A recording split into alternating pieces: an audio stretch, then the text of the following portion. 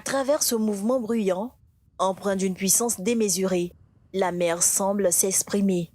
Dans un va-et-vient incessant, elle agit comme un miroir de nos actions, rejetant sur le rivage les traces de notre insouciance. Ici, sur les plages de la commune de Port-Bouët, étendues sur une dizaine de kilomètres, au-delà du canal de Vridy, le constat est palpable. Plastique, bouteilles, sachets et autres jonchent le sable, ternissant l'image de ce littoral autrefois prisé.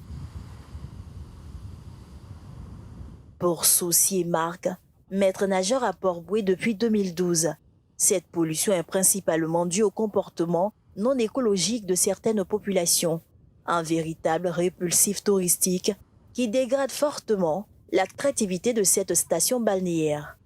Depuis 2002, jusque là, les gens viennent déféquer, les ordures sont là.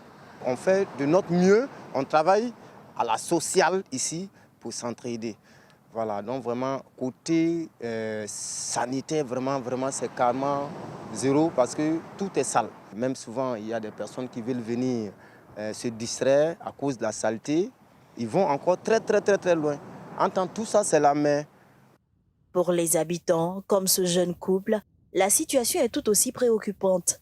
Cette pollution les empêche de profiter pleinement de ces espaces de détente. On constate aujourd'hui que la plage de Port-Bouët est vraiment polluée. Il y a les sachets, les saletés.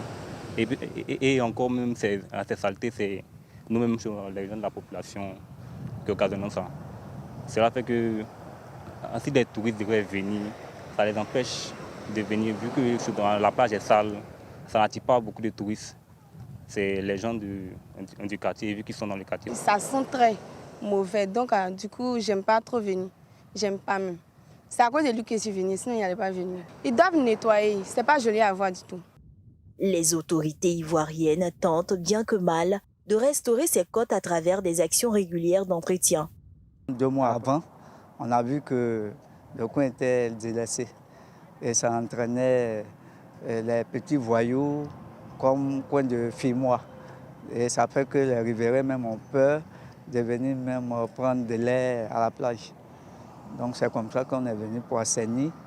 Donc ça fait que maintenant il y a un peu la visibilité. On voit un peu de loin, donc ça fait qu'ils ont peur d'agresser. Mais malgré ces efforts, la mer semble parfois se purger elle-même. Lors de fortes marées, le phénomène s'accentue et ramène sur la surface ce que l'on pensait disparu dans les profondeurs. Un rappel brutal, rien ne se perd en mer. Tout finit par revenir sur le rivage, transformant ainsi les plages en véritables zones de tri naturel des déchets.